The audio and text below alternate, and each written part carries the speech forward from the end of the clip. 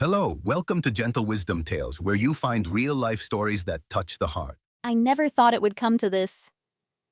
At 75, I sit in the quiet of my home, alone with my thoughts. And I can't help but wonder, how did it all slip away so fast? Time, they say, is the one thing you can never get back. Now, I finally understand what they mean. It's funny how the house feels emptier now than it did when I was younger. Back then, the walls seemed to echo with laughter, with the hustle of life, with the promise of tomorrow. Now, they're just walls. I suppose, in a way, I've gotten used to it. After all, I've spent so many years holding on to the remnants of what once was. But tonight I met Joan, and she had to go and bring it all back. We met at the old diner, where we used to go every Sunday for coffee. She'd been my best friend for years, longer than I could count, and even after all this time, seeing her felt like no time had passed at all. She walked in, her white hair pulled back in a neat bun, her blue eyes as sharp as ever. When she sat down across from me, there was an unspoken understanding between us. No words needed to be exchanged. Joan had always been able to read me like an open book. "How've you been, Grace?" she asked softly as she wrapped her fingers around her coffee mug. I shrugged, trying to play it off. "Same as always. You know me, Joan. Just trying to get by." She didn't buy it. She never did. "That's not what I mean," she pressed. "You look different. Tired. Worn." I stared at my cup, avoiding her gaze. The truth stung, and it was easier to keep it locked away. Easier to hide behind the smiles I've perfected over the years. "I'm just getting old, Joan. It happens." She shook her head, her voice soft but insistent. "You've always been strong. Stronger than most people I know. But you've been carrying something, haven't you?" My heart skipped a beat. How did she know? The truth that I had buried so deep, the one I had kept hidden for decades? Was it that obvious? "I'm fine," I said, forcing the words out. "Really, nothing to worry about." Joan leaned in, her eyes searching mine, like she could see right through me. "Grace, I know you. And I know there's something eating away at you. Something you've never said aloud. Don't you think it's time to finally talk about it?" The weight of her words hit me like a ton of bricks. I felt my chest tighten, and for a moment, I thought I might choke on the words that had been buried in my throat for so long. But then, I looked at Joan, my oldest friend, and I knew she wasn't going to let it go. "Not this time. Do you ever regret anything?" I asked, my voice trembling. Joan didn't say anything right away, but her eyes softened, and I could see the years of understanding in them. "We all have regrets," she said quietly. "But it's what we do with them that matters." I nodded, though my thoughts were elsewhere. I had one regret. One that had haunted me every day since the moment it happened. The day Robert left me. The day he betrayed me. I thought back to those years.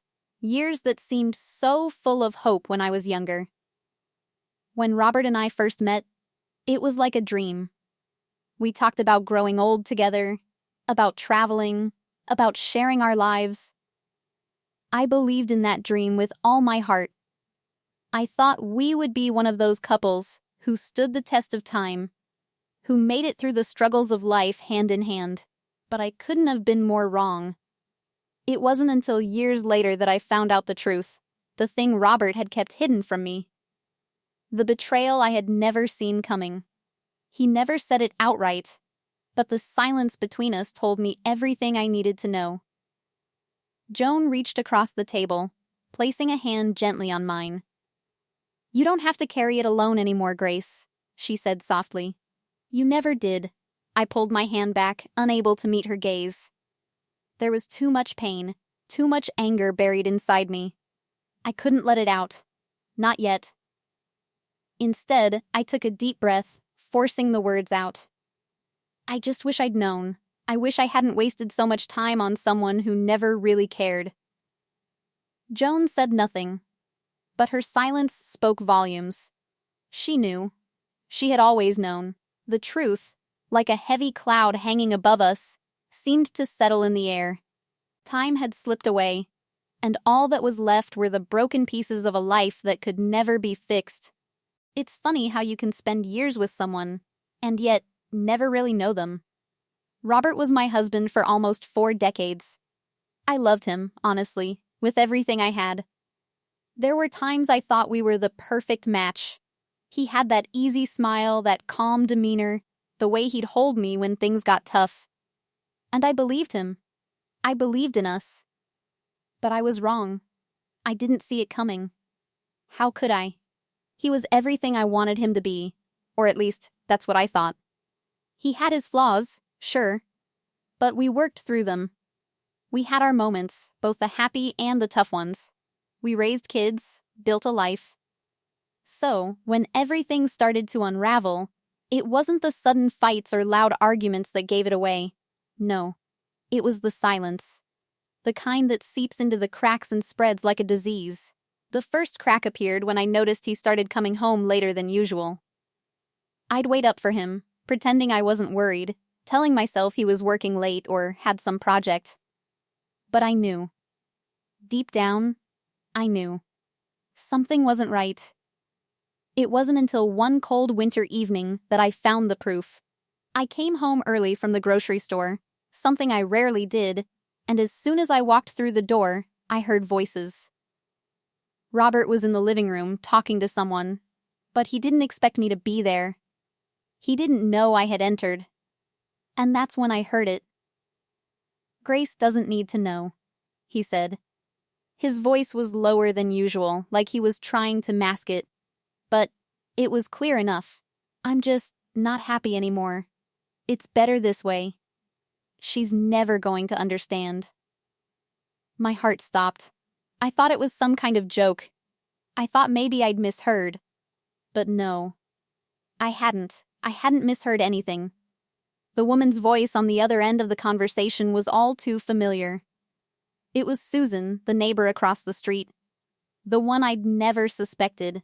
I stood there in the hallway, frozen, my heart pounding in my chest.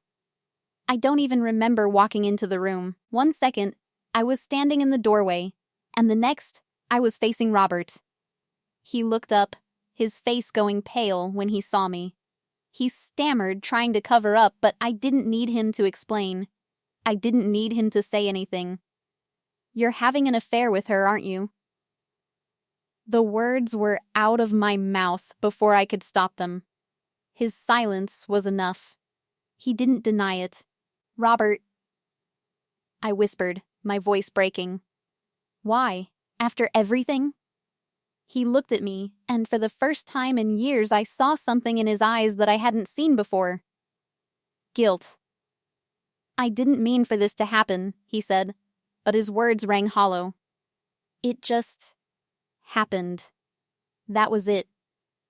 The betrayal was laid bare, hanging between us in the room like a ghost. There was no anger in me at first, just a deep, searing pain that seemed to claw at my chest. How could he do this? How could he betray me after everything we'd built? And with Susan, a woman I had trusted, had shared moments with, had invited into our home? I stood there, staring at him. He reached for me, but I took a step back, recoiling, as if his touch might burn me. "Don't," I said softly. "Don't touch me." His face twisted with regret. But it didn't matter. The damage was done. The truth hung between us like a wall. I didn't want to hear his excuses. I didn't want his apology. It wasn't enough. Nothing could undo what had been done. And that's when I felt it. The cold realization that my whole life had been a lie. It was a long, terrible silence before either of us spoke again. I remember feeling numb. Completely numb. There was nothing left to say. The betrayal had cut too deep. Robert eventually left that night.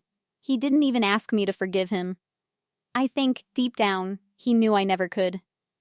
He moved out shortly after, but it wasn't the distance that tore us apart, it was the trust that was shattered beyond repair. But the hardest part? The hardest part wasn't the betrayal itself, it wasn't the affair. It wasn't even the heartbreak. It was quiet after. The silence. The emptiness. It was knowing that I had wasted so much of my life on someone who didn't care. Someone who, in the end, had never truly been mine. Years passed. I kept living, kept moving forward as best as I could, but I never forgot that moment. The moment everything changed. The day Robert destroyed what was left of my faith and love. Now, sitting here at 75, I realize that I let it fester. I let the bitterness take root, and I didn't do anything about it. I lived my life carrying that weight.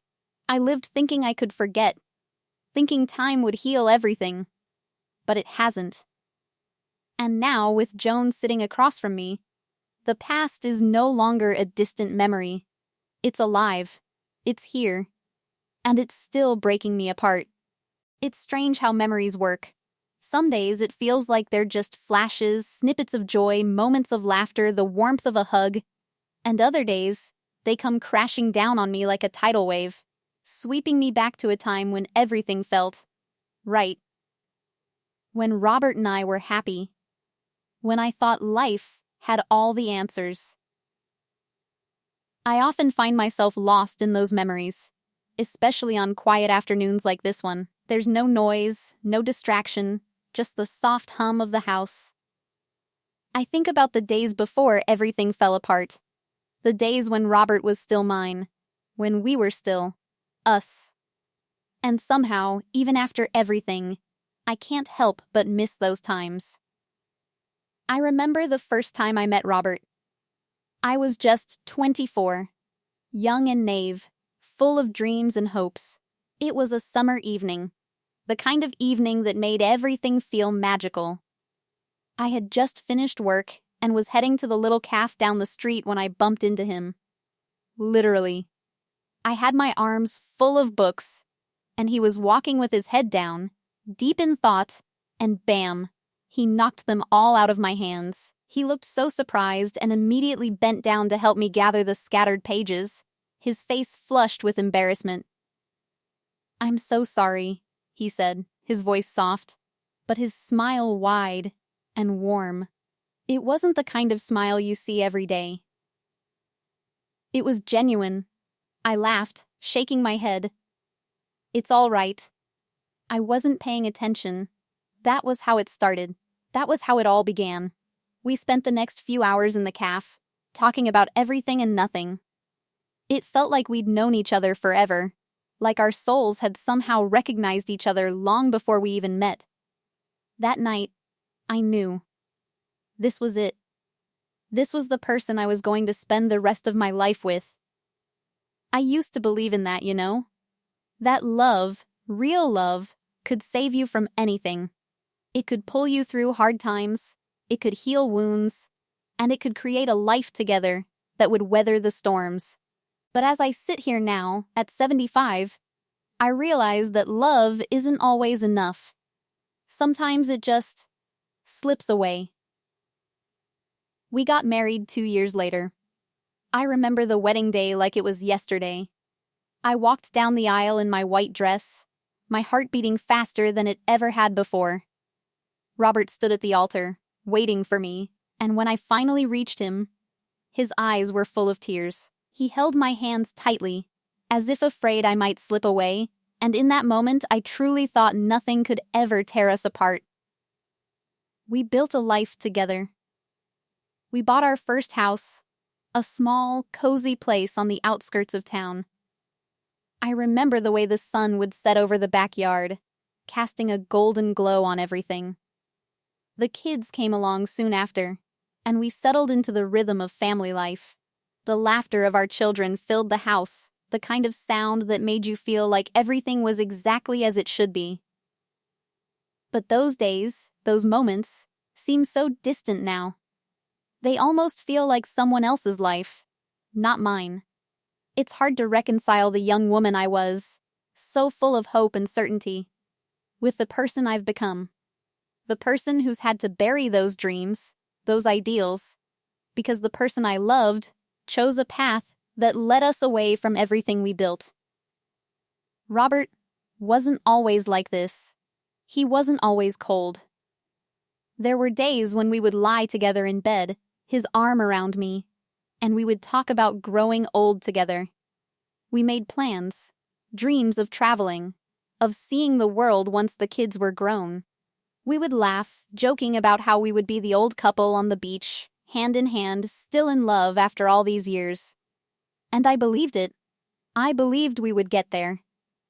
But time has a way of changing people. It changes everything. I can't help but remember how he looked the first time I saw him after he'd left. How tired and worn out he seemed, like the years had drained all the life from him. I remember seeing that look, that lost expression on his face, and I almost felt pity for him. But then, I remembered everything. The lies, the silence, the betrayal, and the pity vanished. The sadness lingered, though. It always does. Now, when I walk through the house, it feels emptier than it did when we first bought it. I can still hear the echoes of our children's laughter, still see the places where we shared our first kiss, our first fight, our first real moment of connection. But it's all gone now, faded away like the pages of a book that's been read too many times.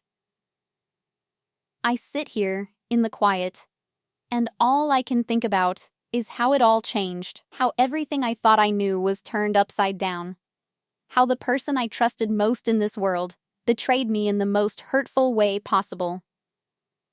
The pain doesn't go away. It just becomes something you learn to live with. But every now and then, when the world is still and the memories come flooding back, I wish I could go back to those days. To the time when I didn't know what betrayal felt like. To the time when love felt like something pure, something unbreakable. Before the world fell apart. I used to think I could handle everything on my own. I was independent, strong, and, at least I thought, unshakable. But now, as I sit here at 75, I realize that no matter how much I tried to keep everything together, there was one thing I couldn't do. I couldn't hide from the pain forever. That's where Joan came in. I met Joan almost by accident. I was at a community event, a simple gathering to celebrate the local library's anniversary, and she was standing at the refreshments table, her hands full of coffee cups and a tray of cookies. I must have looked like a deer caught in headlights because she smiled at me in that knowing way, like she'd seen it 100 times before. "You look like you could use a cup of coffee," she said, her voice warm and inviting. I remember the way she looked that day, her silver hair pulled back in a neat ponytail, her glasses perched on the end of her nose. She had that presence about her, the kind that made you feel like you could tell her anything, and she'd listen without judgment. I hesitated for a moment, then nodded. I'd appreciate it. She handed me a cup of coffee, her eyes full of a quiet understanding. We stood there for a few minutes, sipping our drinks, both of us lost in our own thoughts. Finally, she broke the silence. "You know, you don't look like you're having much fun at this party," she said with a teasing smile. "I thought these things were supposed to be exciting?" I laughed, the sound feeling strange after so much silence. "I'm not much of a socializer," I confessed. "Not anymore, at least." Joan raised an eyebrow, her expression softening. "That's so. You've got that look about you. The one that says you've been through something, and now you're just trying to figure it all out." Her words hit me harder than I expected. I didn't know what it was about Joan, but she had this way of reading people. I could feel her gaze on me, not judgmental or prying, but like she could see straight into my soul. "Maybe you're right," I said quietly, trying to avoid her gaze. She smiled gently, as if she knew I wasn't ready to talk just yet. "Well, you've come to the right place, Grace," she said. "I've been known to be a good listener." I was skeptical. How could anyone truly listen to someone like me? How could anyone understand the kind of hurt I'd been carrying for years? But there was something about Joan, something about her calm presence, that made me feel like I could trust her. That day marked the beginning of our friendship. We began meeting regularly, at first for coffee, then for lunch, and before I knew it, Joan became a fixture in my life. She was the one person I could turn to without fear of judgment, the one person who didn't try to fix things or tell me what I should do. She just listened. And for the first time in a long time, that was enough. Joan didn't ask about my past right away. She never pried into the details of Robert's betrayal or why I spent so many years trying to pretend everything was okay. She didn't need to know. She knew that, eventually, I'd share it with her when I was ready. But it was during one of our lunches, a few weeks into our friendship, that she finally spoke the words I'd been avoiding.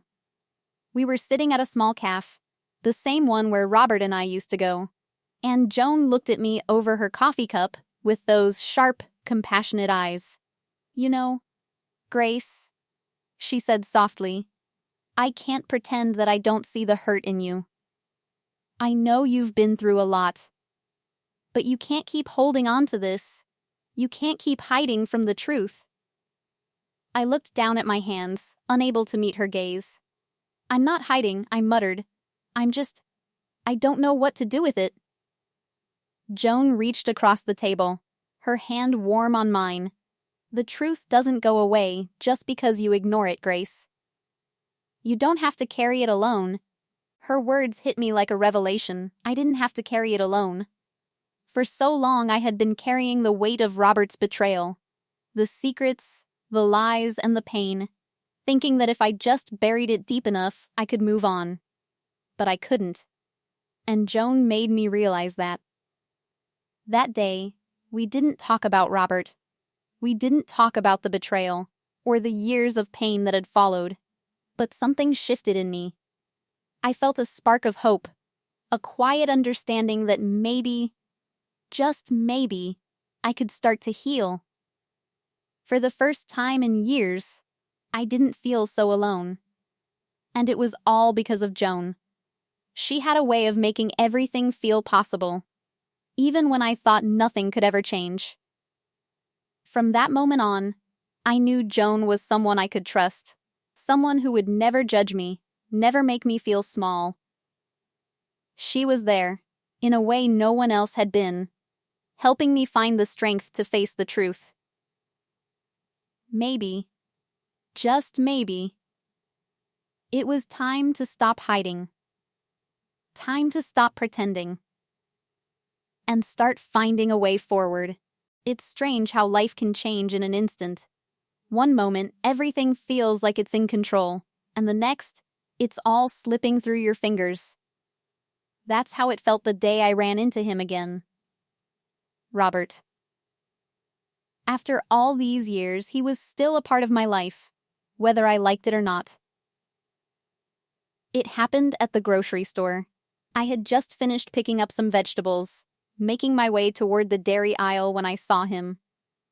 At first, I thought it was a mistake. The person I saw was just a man, someone with a familiar face. But my heart told me differently. The moment I saw Robert, it felt like the whole world stopped. I froze. I could feel my chest tighten, a familiar wave of anger and sadness flooding my thoughts. I hadn't seen him in years. After everything that happened, I thought I was done with him. Done with the lies, the betrayal. But standing there, seeing him in the flesh, something in me stirred. The years of silence, the bitterness I'd buried deep inside, it all came rushing back. He hadn't seen me yet. But I knew I couldn't just walk away. I couldn't let him be the one to get away with all the hurt he caused. Not anymore. I forced my feet to move, stepping closer to him. He looked older, his hair grayer, his face more worn, but his presence, that same presence that used to comfort me, was still there. It made my heart ache. Why did it still hurt so much? When he finally saw me, his face shifted. The shock, the guilt, the fear, it was all there. He didn't say anything at first. He just stood there, staring at me like a deer caught in headlights. "Grace," he said quietly, as if testing my reaction. I didn't know what I was expecting. Anger? Rage? I had so many years of hurt stored up inside me, so much pain and confusion that I had never let out. But instead, all I could feel was an overwhelming sense of emptiness. Like I had already cried all my tears, and there was nothing left but the hollow shell of what was once my life. "You look good," he said, his voice soft, as though he was trying to find some way to connect again, some way to make up for everything. But I couldn't let him off that easy. I couldn't just stand there and pretend nothing had happened, pretend that everything was fine. "You don't get to say that," I replied, my voice stronger than I expected. "Not after everything. Not after what you did." He looked down, unable to meet my gaze. "Grace, Don't you dare try to apologize," I cut him off, my voice shaking now with the flood of emotions I'd kept hidden for so long. "I've spent so many years wondering why, wondering how you could do this to me, to us. And now, all I get is this half-hearted attempt to fix things. You don't get to fix this."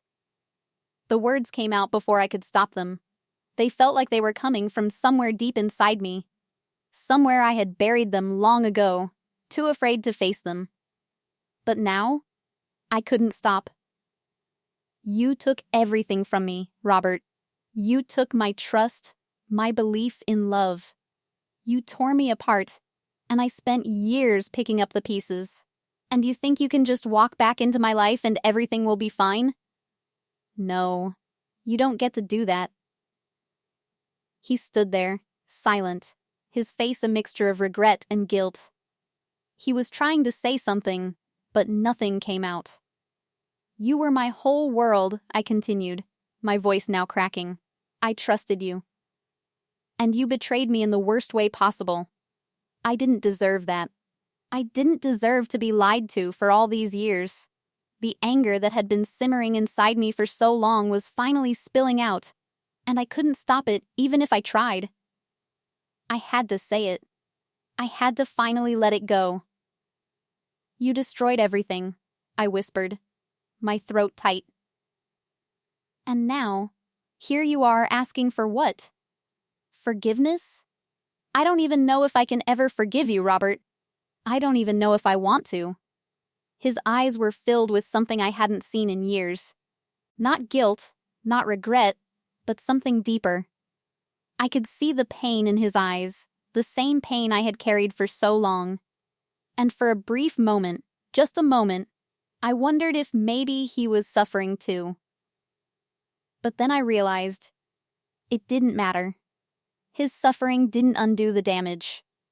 It didn't erase the years of heartbreak, the nights I spent alone, wondering what went wrong. "I don't expect you to forgive me," he said quietly, his voice barely a whisper. "I don't think I can ever forgive myself." His words hung in the air, heavy with the weight of everything that had come before. There was no grand apology, no sweeping gesture, just the quiet, painful acknowledgement of everything that had been lost. For a long time, neither of us spoke. The silence between us was thick, suffocating. And then, I did something I hadn't expected. I turned and walked away. I didn't look back. I didn't need to. For the first time in a long time, I knew I had taken a step forward. I had faced him, I had said everything I needed to say, and now I was done. Done with the past. Done with the past. Done with the betrayal. Done with the hurt. It was time to move on. To let go. To find peace. The house felt even quieter than usual that evening. The kind of quiet that wraps around you, tightens in your chest, and makes everything feel heavy. I had spent most of the day alone, lost in my thoughts, my memories, And as I walked through the rooms of the house, I couldn't shake the feeling that I was looking at a life that wasn't mine anymore. But then, something caught my eye. It was an old envelope, tucked under a stack of papers on the kitchen counter. Its edges were worn, the ink slightly faded, but the handwriting on the front was unmistakable. Robert's handwriting. I hadn't seen it in years. I stared at the envelope for a long time, trying to decide if I should open it. Something in me told me not to. After all, why revisit the past? But curiosity won out, and my fingers trembled as I carefully ripped open the flap. Inside was a single sheet of paper, yellowed with age, and as I unfolded it, I saw Robert's familiar handwriting, the words arranged in a way that made my heart skip a beat. Grace, I don't know how to begin this letter. I don't even know if it will reach you or if you'll ever read it. But if you do, please understand that I am writing this with nothing but regret in my heart. I read the words slowly, letting them sink in. The last time I had heard from Robert, it was cold, final. There was no apology, no explanation. But here, in this letter, there was something different. Something raw. Something I hadn't expected. I know I've failed you. I know I've broken you in ways I can never fix. And I don't deserve your forgiveness, nor do I ask for it. I don't even deserve the chance to explain myself. But please, if you can, I want you to know one thing. I never stopped loving you. The words hit me like a punch to the gut. It was the one thing I hadn't heard from him. The one thing I had always wanted. Even if I couldn't admit it to myself. After all these years, he was still saying he loved me. And it made the anger inside me twist and churn. How could he say that after everything? How could he love me and still do what he did? I know you won't believe me. I wouldn't believe me either. But I can't leave this unsaid, not after everything we shared. The memories, the life we built together, they mean everything to me. And it's because of them that I feel like I'm losing my mind every day. I'm not asking for you to take me back. I just need you to know that the guilt has eaten me alive. And every night, I wish I could go back and undo everything. I paused, reading those words again, the weight of them pressing on my chest. The guilt, he said. I had felt it too, had carried it for years, wondering if there was something I missed, something I should have seen. But now, as I read his words, I wondered if it was too late. Was there any point in continuing to carry this with me? Was it even worth holding on to the anger anymore? Please forgive me, Grace. I don't expect you to ever look at me the same way again, but I hope, one day, you'll understand. I put the letter down, my hand shaking slightly as I wiped away the tears that had unexpectedly started to fall. I hadn't expected to feel anything. Anger, maybe, or disgust, but not this. Not this aching sense of loss. Of the life we could have had. The life I had once believed in. I stared at the letter for a long time, the words swirling in my mind, asking myself what to do with them. Could I forgive him? Could I move past what he had done and find peace? And then, as I sat there, the weight of the years pressing down on me, something shifted inside me. I wasn't sure if I could forgive him. Not yet. But maybe it wasn't about forgiveness. Maybe it was about letting go. The past had already happened. The betrayal, the heartache, it had all been etched into my soul. I couldn't erase it. I couldn't forget it. But the more I thought about it, the more I realized that holding on to the pain only kept me tied to something that wasn't mine anymore. I folded the letter back up, tucking it into the envelope once more, and placed it in the drawer where I kept all my old memories. Robert's letter didn't change anything, but it did something else.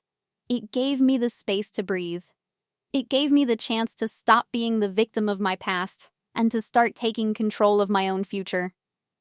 I wasn't ready to forgive him yet, but maybe, In time, I would find a way to let go of the anger. Maybe, in time, I would find a way to move forward.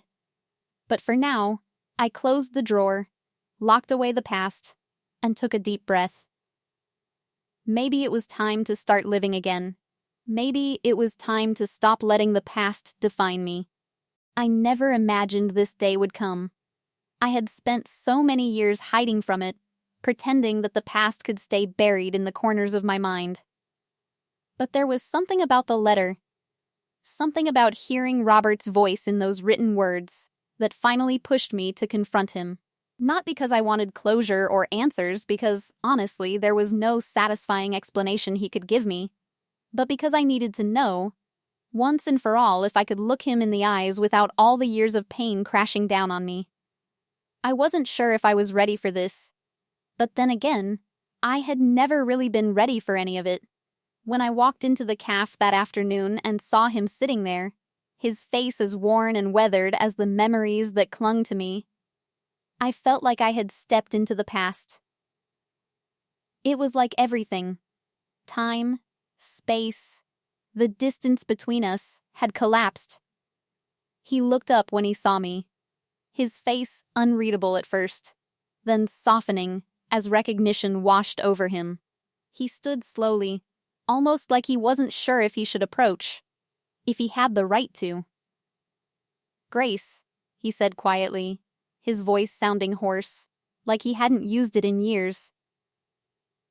I nodded stiffly but didn't say anything. I didn't need words to say what had been building up inside me for decades.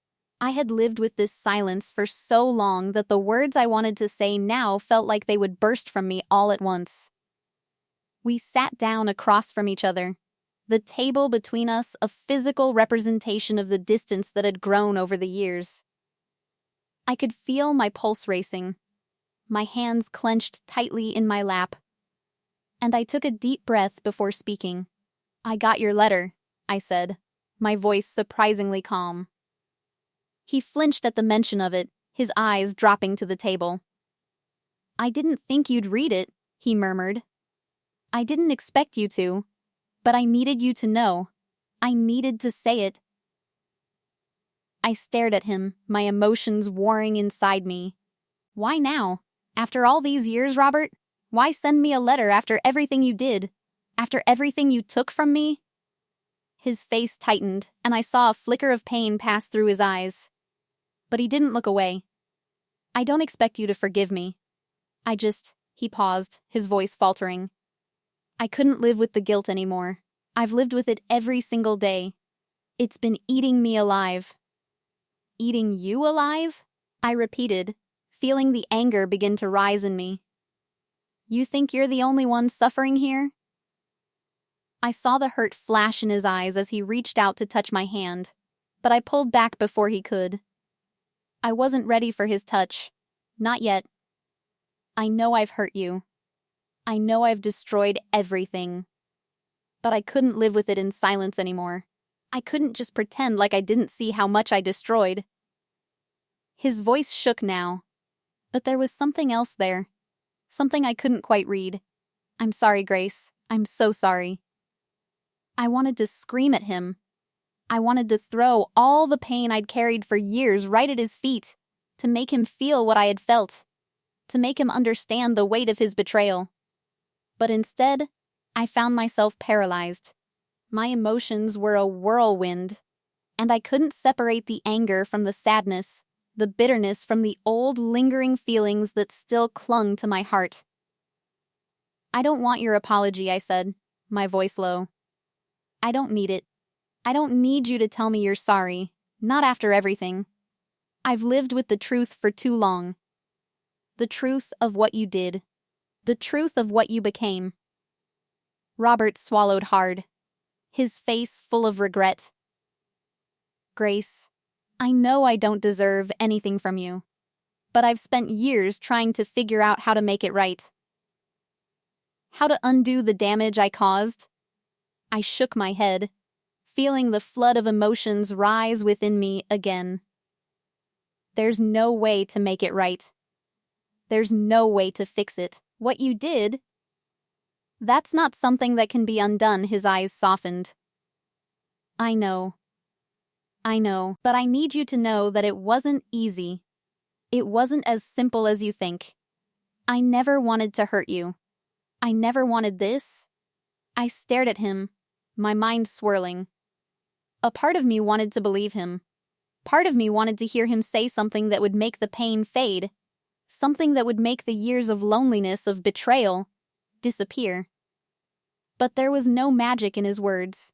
There was no comfort to be found in the past. I know you didn't want this, Robert, I said quietly. But you did it. You chose it. And now, I have to live with the consequences. So do you. For a moment, there was only silence between us. The weight of everything that had been said, and unsaid, hung in the air, thick and suffocating. Are you still angry?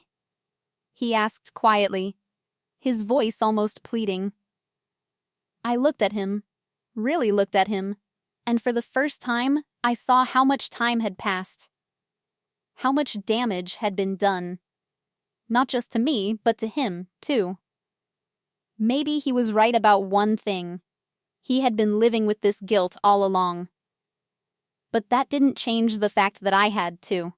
I had been carrying my own burden for years, and I realized then that I couldn't keep carrying it any longer. I don't know if I can ever forgive you, Robert, I said slowly, the words tasting like they were both a relief and a weight. But I can't keep holding on to this anger anymore. I don't want to spend the rest of my life consumed by it. He nodded, his face full of pain and understanding. I don't want that for you, Grace. I never did. I stood up then, my hands still trembling, but a strange sense of clarity settling over me. I didn't have all the answers, and maybe I never would. But I knew one thing for sure. I was done living in the shadow of this. I was done letting it define me. I'm letting it go, Robert, I said softly. I'm letting you go. And with that, I turned and walked away, leaving the past behind, one step at a time. The house is quieter now, not just because of the absence of Robert, but because of the absence of something I had been holding on to for so long, something that wasn't a part of me anymore. I hadn't realized how heavy it was until I set it down. Letting go of that bitterness, that anger, it was harder than I thought. But for the first time in years, I felt like I could breathe. I don't think I fully understood what it meant to move forward until now.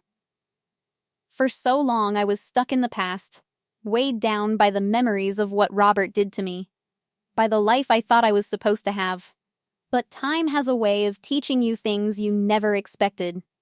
And I've learned that no matter how much time you spend dwelling on what was, it doesn't change what is. I've spent weeks since the confrontation, quietly reflecting, but also trying to rebuild. Trying to piece together a life that isn't defined by betrayal, that isn't stuck in those moments of pain. I can't erase the past, but I can start living again. I can start finding joy in the little things. The things that make life worth living. The things that are still mine to experience. The mornings are the hardest. I wake up to the silence, to the empty spaces in the house where Robert's things used to be. But each day, I get a little stronger. I spend time in the garden, something I've always loved but never really made time for. I plant flowers, watch them bloom, and in some strange way, I feel like I'm growing too. Maybe not in the same way I did when I was younger, but in a way that matters just as much. Joan has been a constant presence.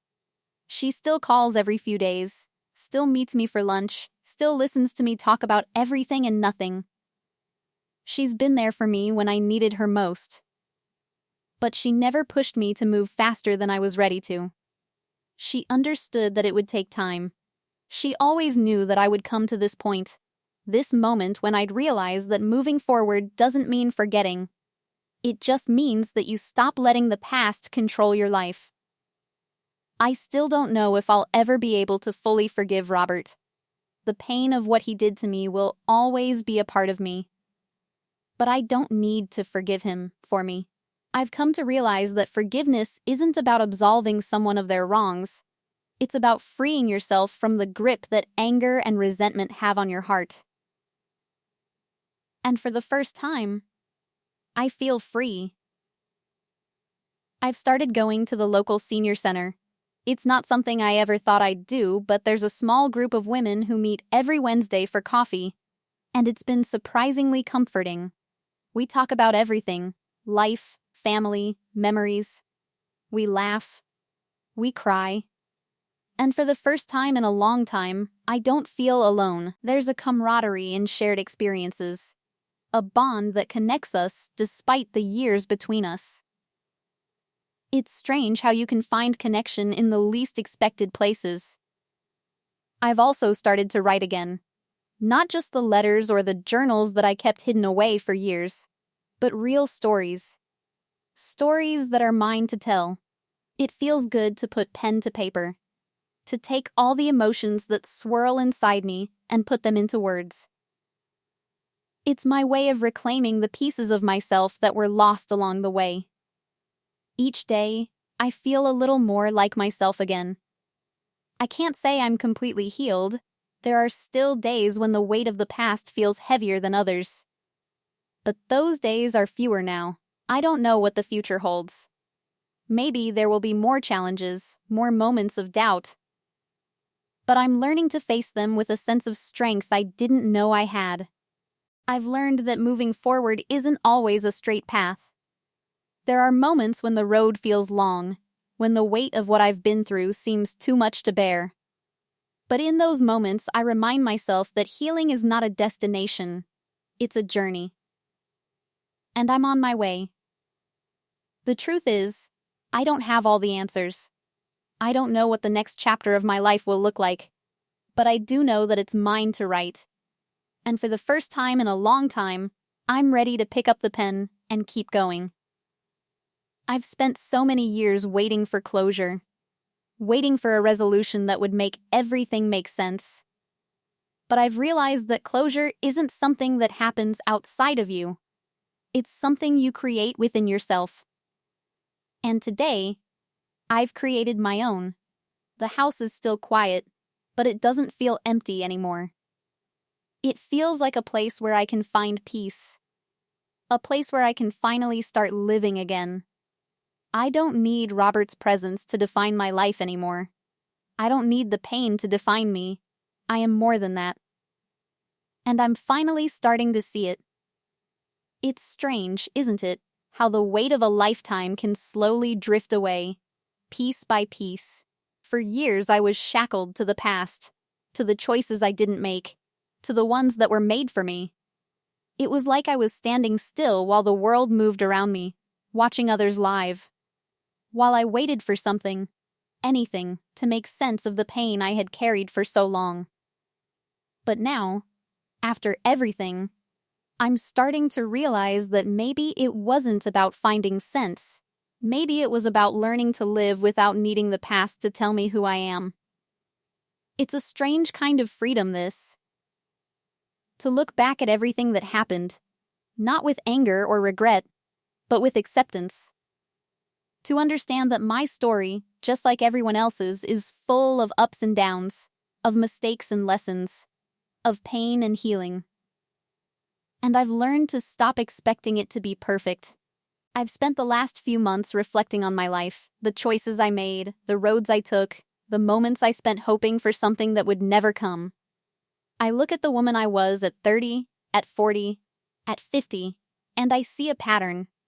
I see someone who didn't know how to forgive, who didn't know how to let go, who thought holding on to pain was the only way to protect herself. But now, at 75, I understand that the only thing holding me back was me. I was the one refusing to step forward. Robert's betrayal was the turning point. It was the event that forced me to face myself, to look deep into the parts of me I'd buried for years. And for so long, I let it define me. I let it define my worth. But the truth is, The pain never really went away until I accepted that I couldn't control the past. I couldn't change what had happened, but I could choose how to move forward. I could choose to heal. I remember the first time I felt it. The first time I felt like I was finally free of the grip that Robert had on me. The hold his betrayal had on my heart. It wasn't a dramatic moment, not a sudden rush of clarity, but something quieter, subtler. It happened when I was walking through the park one afternoon, my hands tucked into my coat pockets, the sun setting behind the trees. I was alone, but for the first time in so long, I didn't feel lonely. I didn't feel the weight of years of regret or anger.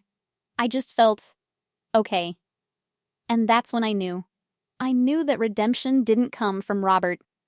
It didn't come from anything or anyone outside of me. It came from within. It came from the choice to let go, from the choice to stop letting the past define my present. It came from learning that the only person who had the power to heal me was me. I think about all the time I spent in bitterness, about the years I wasted, holding on to something that didn't serve me. I think about the moments I let slip away because I was too busy looking backward, too busy waiting for some kind of resolution. But those moments, those years, are gone now. And there's no point in looking back and wishing they were different. What matters now is what I do with what's left. What matters is how I choose to live the time I have now. I've learned that forgiveness isn't always a grand gesture. It's not always about telling someone that you forgive them and expecting everything to magically heal. It's about letting go of the pain for yourself. It's about releasing the grip that anger has on your heart so that you can breathe again. And I've done that. I've forgiven Robert, but more importantly, I've forgiven myself. For all the mistakes I made, for all the times I stayed too long in a place that wasn't good for me, for not loving myself enough to walk away when I should have. Joan, my dear friend, has been with me through all of it. She's listened to me vent, to cry, to scream about the things I couldn't change. But she's also been the one to gently guide me back to the truth. My truth. She told me so many times that redemption wasn't about finding peace with the past. It was about finding peace with the present. And I finally understand that. I've found my peace. Not because the past is resolved, but because I've made peace with it. There's a freedom in that. A freedom I never expected. I don't know what the future holds, but for the first time, I don't feel afraid of it. I don't feel burdened by it. I'm not looking for validation from anyone. I don't need anyone to tell me that I've made the right choices. I don't need to justify my past or explain myself. The only person I need to answer to now is me. I've come a long way from the woman I was when Robert and I first met. I've changed. I've grown. And maybe that's what life is all about. Change. Growth. The ability to adapt, to let go, to choose joy in the face of hardship. As I sit here, looking out at the world around me, I feel a sense of peace that I haven't felt in years. I don't know what tomorrow will bring, but I know that I'm ready for it. I'm ready to live, to love, to experience the world without the weight of past mistakes holding me back. Maybe that's the real redemption. Not the chance to undo the wrongs of the past, but the opportunity to start over, to choose a new path, one that's free from regret and filled with possibility. And I think, at 75, that's enough. Moral of the story. When you give your heart to someone who is never truly yours, the greatest lesson is realizing, before time makes the decision for you, that choosing your own peace, dignity, and self-worth is the only love that will never abandon you.